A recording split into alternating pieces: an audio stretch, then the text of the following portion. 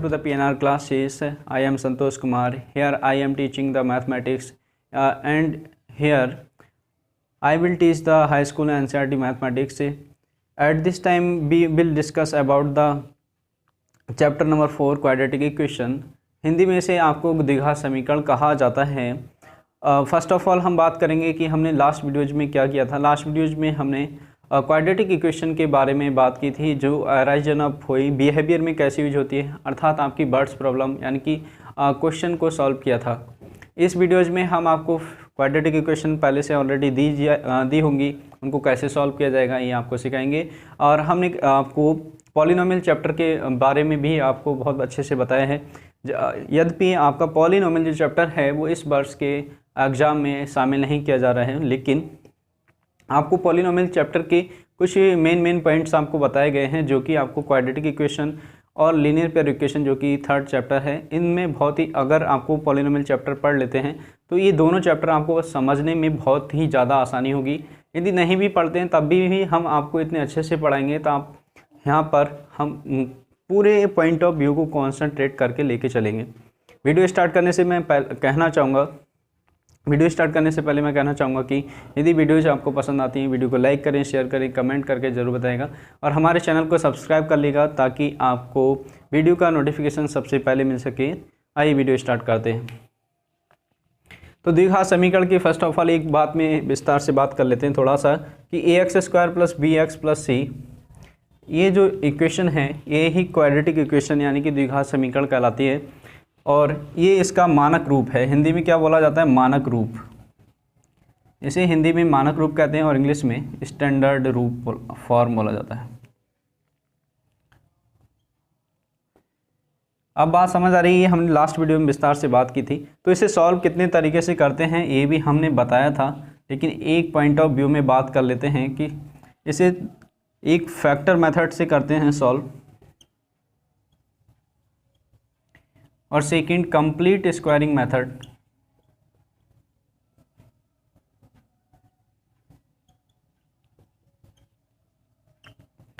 और थर्ड है आपका क्वाड्रेटिक फार्मूला।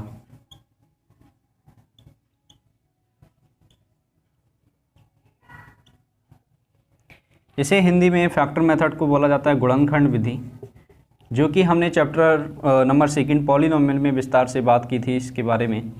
यहाँ पर भी हम आपको इस मेथड को सिखाएंगे, लेकिन यहाँ पर अब आपको क्वेश्चन लगाना सिखाएंगे और मेथड आपको सीखना है तो हमारे पॉलिनोमियल चैप्टर में जाके देख सकते हैं और वहाँ से मेथड आप सीख पाएंगे, लेकिन यहाँ क्वेश्चन आपको होल्ड अप कराना सिखाएंगे। दूसरा है आपका, इसे हिंदी में बोलते हैं पूर्ण वर्ग विधि। पूर्ण वर्ग विधि, इसे पूर्ण वर्ग विधि कहा जाता है और क्वाड्रेटिक फार्मूला को हिंदी में श्रीधराचार्य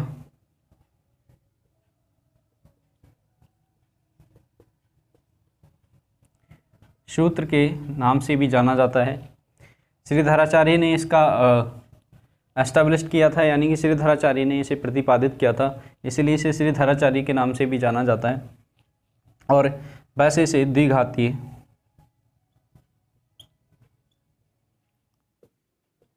सूत्र भी कहा जाता है। ये तो हमने नाम की बात की। अब फर्स्ट मेथड के बारे में हम डिस्कस कर चुके हैं और सेकंड मेथड के बारे में भी हमने लास्ट वीडियोज में डिस्कस किया था, लेकिन कंप्लीट जो क्वाड्रेटिक फार्मूला है इसके बारे में अभी बात नहीं की है और इसके बारे में हम बाद में बात करेंगे। वैसे तो ये सारे फार्मूले बहुत ही इंपॉर्टेंट हैं, क्योंकि हर फार्मूले से आपसे मेथड के नेम से क्वेश्चन पूछा जाता है। होता क्या है, बच्चे करते क्या है कि किसी को कोई ये मेथड अच्छा लगता है, किसी को ये वाला अच्छा लगता है, तो किसी को ये वाला मेथड अच्छा लगता है, और क्या करते हैं, क्वेश्चन किसी भी मेथड से पूछा हो वो अपने जो मेथड तैयार करके गए होते हैं उसी मेथड से क्वेश्चन को लगा देते हैं। बट ऐसा नहीं होता। यदि आप कंप्लीट स्क्वायरिंग मेथड से आपसे पूछा गया हो तो आप कंप्लीट स्क्वायरिंग मेथड से ही क्वेश्चन को सॉल्व कीजिएगा। यदि आप फैक्टर मेथड से या फिर क्वाड्रेटिक फार्मूला मेथड से आप कर रहे हैं तो याद रखिएगा वो क्वेश्चन जो है आपका वो चेक नहीं किया जाएगा, और जब चेक नहीं होगा तो मार्क्स तो मिलेंगे नहीं, इसीलिए आपकी मेहनत भी बेकार जाएगी। इसलिए आप तीनों मेथड सीखिएगा, तीनों में से किसी से भी आप क्वेश्चन लगा पाएंगे। आइए वीडियो में हम क्वेश्चन को फर्स्ट मेथड से क्वेश्चन आपके होल्ड करने सिखाते हैं, जो कि स्प्लिटिंग मिडल टर्म मेथड या फैक्टर मेथड, हिंदी में इसे गुणनखंड मेथड के नाम से जाना जाता है। तो क्वेश्चन नंबर फर्स्ट है आपका x cube -3x-10 is equal to 0। एक बात हमेशा ध्यान रखिएगा, रूट्स हमेशा एक इक्वेशन के ही फाइंड आउट किए जा सकते हैं, यानी कि मूल, हिंदी में मूल बोलते हैं इसे। मूल हमेशा केवल एक इक्वेशन यानी कि समीकरण के ही फाइंड किए जा सकते हैं, किसी भी बहुपद या किसी भी व्यंजक, इंग्लिश में जैसे एक्सप्रेशन बोला जाता है, उसके मूल फाइंड आउट नहीं होते, यानी कि उसके मूल यानी जीरोज फाइंड आउट नहीं होते। अब हम करेंगे इस पर, सबसे पहले बात कर लेते हैं स्प्लिटिंग मिडल टर्म मेथड की।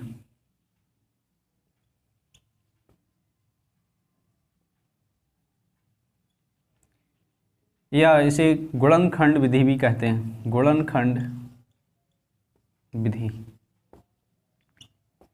तो इसमें देखिएगा करते क्या हैं, बीच वाले टर्म को दो टर्मों में लिखा जाता है, बीच वाले टर्मों को दो टर्मों में बांटकर लिखा जाता है। तो कैसे लिखते हैं, इसके लिए यहाँ पर एक्स क्यूब नहीं है, यहाँ पर एक्स स्क्वायर है।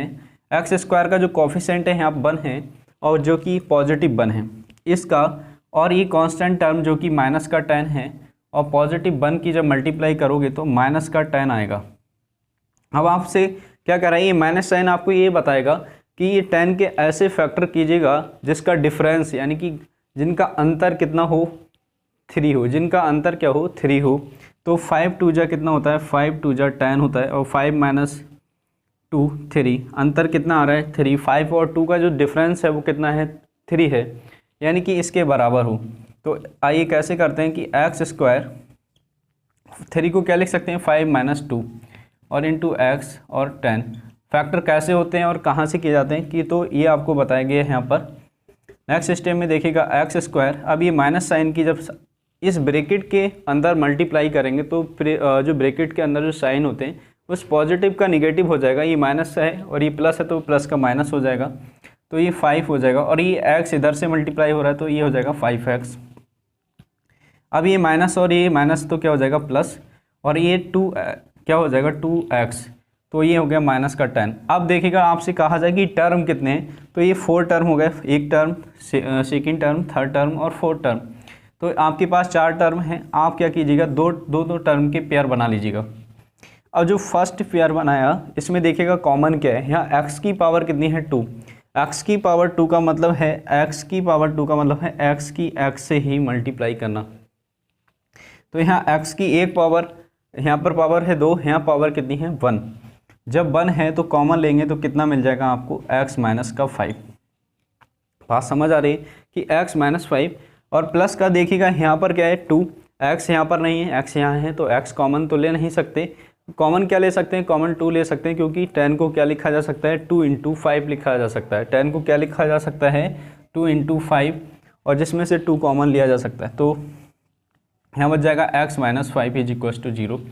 अब ये देखिएगा दो टर्म हैं आपके पास, कितने हैं टर्म, 2 टर्म हैं, और ये क्या लिखेंगे x माइनस 5 कॉमन ले लेंगे, और यहाँ बच जाएगा x, तो ये x लिख लीजिएगा, और यहाँ बच जाएगा x प्लस 2, और ये 2 हो जाएगा, और आपके पास कितने आ गए x माइनस 2 और x प्लस 2। यदि आपसे कहा जा रहा है कि इस समीकरण के लीनियर फैक्टर बताइए, क्या लीनियर फैक्टर, रेखीय गुणनखंड बताइएगा या फिर लीनियर फैक्टर बताएगा, तब आप यहाँ पर छोड़ देंगे इसको, ये आपका सॉल्यूशन होगा। बट यदि आपसे जीरोज पूछें, क्या पूछा गया है, find the zeros, find roots या जीरोज, हिंदी में जैसे बोला जाता है मूल, तो यदि ये पूछा है तब आप क्या करेंगे x minus 5 is equal to 0 put कर लीजिएगा, x plus 5 2 is equal to 0।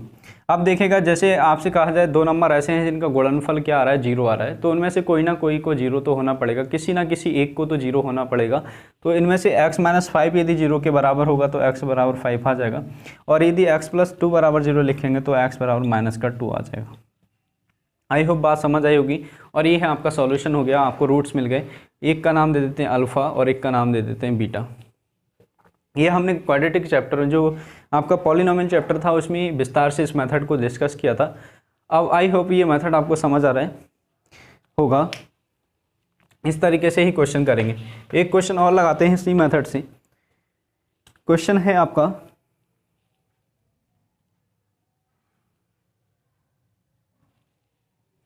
Under root 2 x square plus का 7x प्लस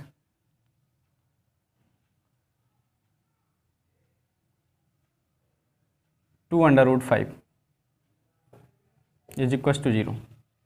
क्वेश्चन है आपका कि under root x square plus 7x plus 5 under root 2, तो 5 अंडर रूट 2 है, ये अंडर रूट 2 का 5 लिख दिया, कोई नहीं, क्वेश्चन ठीक कर लिया। क्वेश्चन ये है कि आपका under root 2 x square plus का 7x प्लस का 5 अंडर रूट 2, ये आपका एनसीईआरटी का क्वेश्चन है, बहुत ही अच्छा क्वेश्चन है। इस क्वेश्चन को करेंगे, आपको रूट से घबराते हैं बच्चे, रूट से नहीं घबराना चाहिए, बहुत ही आसान क्वेश्चन। आइए देखते हैं कैसे करेंगे कि एक्स स्क्वायर का क्या है, कोफिशिएंट जो है प्लस का अंडर रूट 2 है, तो ये यहाँ पर लिख लीजिएगा, यहाँ लिख लेते हैं, क्या लिख लिया, अंडर रूट 2। अब ये क्या है, यहाँ पर कांस्टेंट टर्म क्या है, प्लस का अंडर रूट 2 है, क्या है, प्लस का अंडर रूट 2 है, तो साइन आपके दोनों पॉजिटिव में, 5 अंडर रूट 2 है, तो अंडर रूट 2 और अंडर रूट 2 की मल्टीप्लाई कितनी हो जाएगी आपकी, 2 हो जाएगी इंटू 5, और ये 5 2 कितना होगा 10। अब आपसे कहा जा रहा है कि 10 के ऐसे फैक्टर कीजिएगा जिनका सम क्या आ जाएगा, 7 आ जाए, जिनका सम क्या आ जाए, 7 आ जाए, तो 5 इंटू 2 क्या आएगा, 10 आएगा, और 5 प्लस 2 कितना आएगा, 7 आएगा। तो आई होप आपको बात समझ आई होगी कि जब आपके गुणनखंड का प्रोडक्ट किया जाए तब आपका उनका जो रिजल्ट आना चाहिए वो इसके बराबर आना चाहिए, इस नंबर के, और यदि आपसे पूछा जाए कि उनका डिफरेंस या सम कितना है तो उनके इस मिडल टर्म के बराबर आना चाहिए।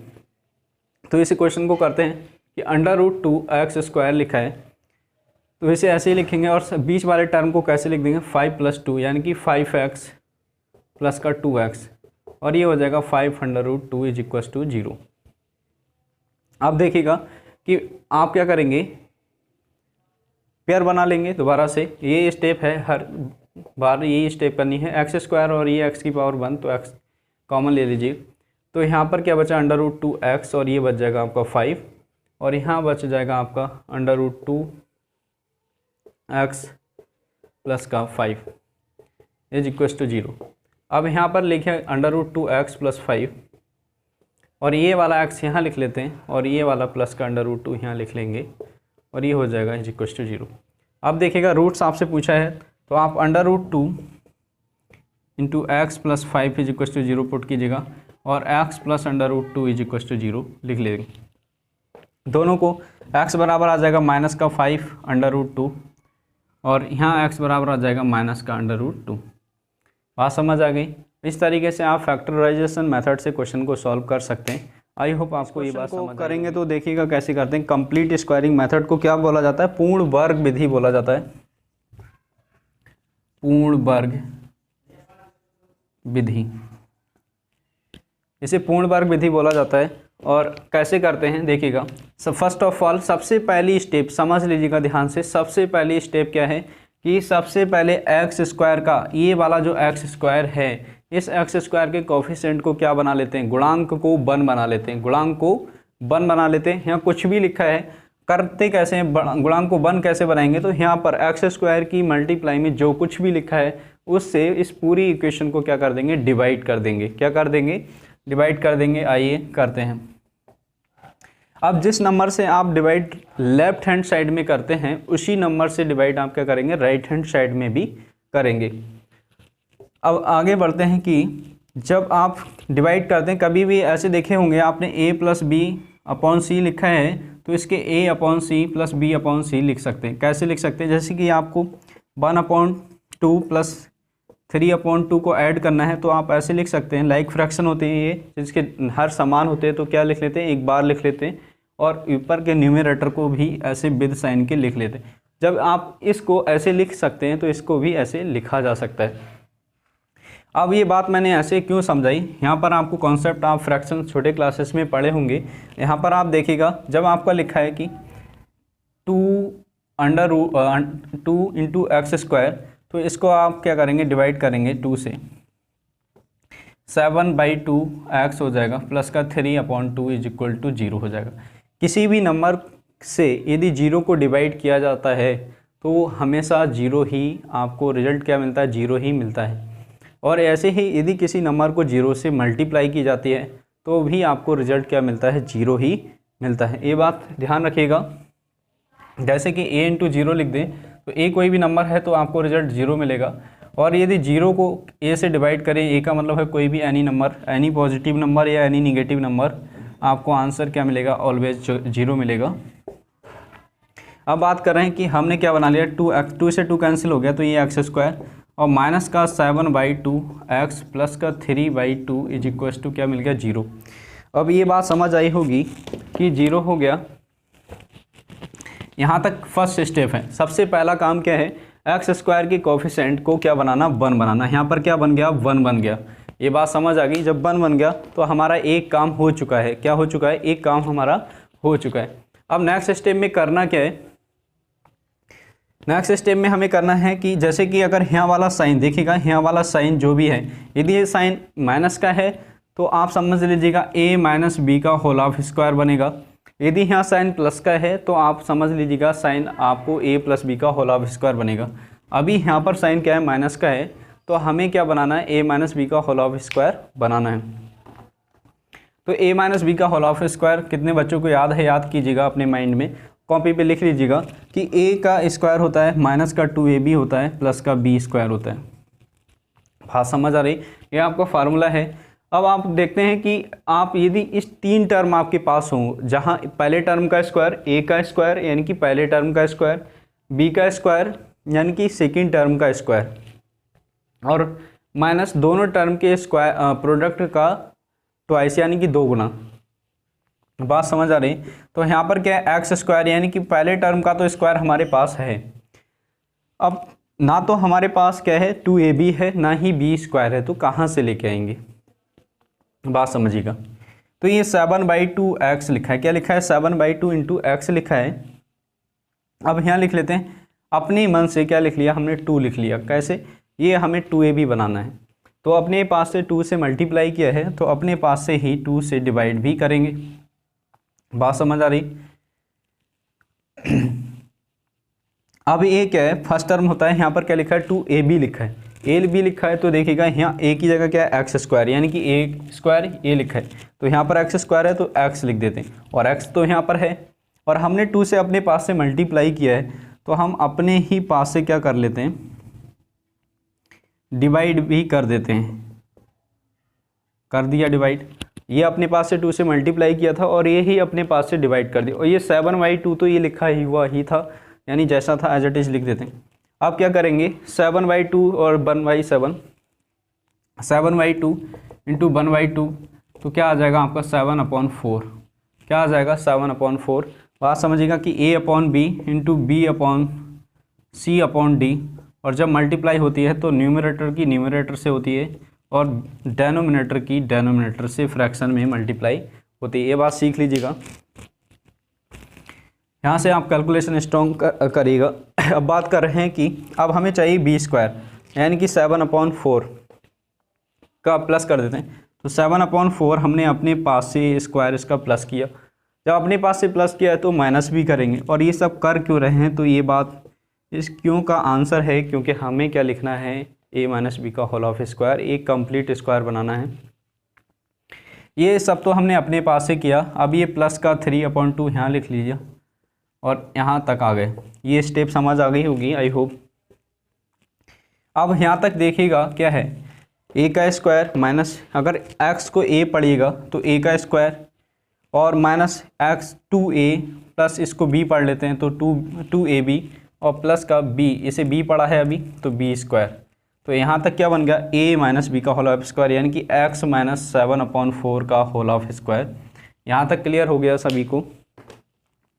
अब बात करते हैं कि प्लस का, यहाँ लिखा है माइनस का 7/4, ये प्लस का 3/2 लिखा है, इसे पहले लिख लीजिएगा, और माइनस किसी को पहले किसी को बाद में कोई फ़र्क नहीं पड़ता। और ये दोनों टर्म बचे हैं तो 7 का स्क्वायर कितना होता है 49, अपॉन में क्या लिखा है 4 का स्क्वायर कितना होता है 16 इज इक्वल टू क्या हो गया 0। अब देखिएगा क्या करेंगे, x जो भी कुछ करना था वो यहाँ तक हमका कंप्लीट हो चुका है। अब देखिएगा यहाँ पर एलसीएम लीजिएगा तो प्लस, और ये हो जाएगा आपका 16, एलसीएम में हो जाएगा, और 2 से 16 को जब डिवाइड करेंगे तो 2 8 जा 16 होता है, तो 8 3 इंटू 8 लिखते हैं, माइनस का 49 इज इक्वल टू 0। एलसीएम लेना आना चाहिए, बहुत छोटी सी बात है। x माइनस 7/4 का होल ऑफ स्क्वायर, और ये हो जाएगा प्लस 3 8 जो कितना होता है 16 24 और माइनस का 49 अपॉन कितना हो गया 16 इज इक्वल टू 0। ये होगा x minus 7/4 is equal to हो जाएगा आपका, इक्वल टू नहीं करेंगे अभी देखेंगे आप, 49 आपका ग्रेटर है जो कि माइनस का है तो माइनस साइन आ जाएगा, तो आपके पास बचेगा कितना 25 अपॉन कितना हो जाएगा 16 इज इक्वल टू 0, और x माइनस का 7/4 इज इक्वल टू 0। ये है आपका माइनस का टर्म इधर लेके जाएंगे तो 25 अपॉन कितना हो जाएगा 16, कितना हो जाएगा 16। यहाँ तक आई होप आपको बात समझ आई होगी। नेक्स्ट बात करते हैं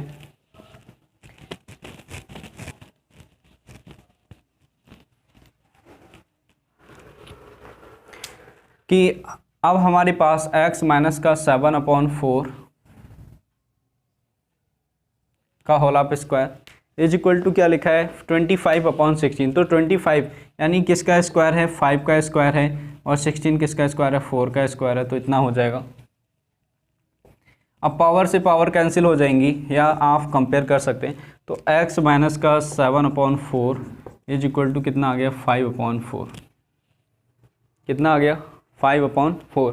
तो पावर जब आया है तो ये प्लस माइनस आएगा, प्लस माइनस क्योंकि यहाँ पर हमने क्या लिखा है कि ये स्क्वायर था, पावर कैंसिल नहीं करते हैं, लेकिन यहाँ पर आप माइंड में सपोज करेंगे, आप टिक नहीं करेंगे।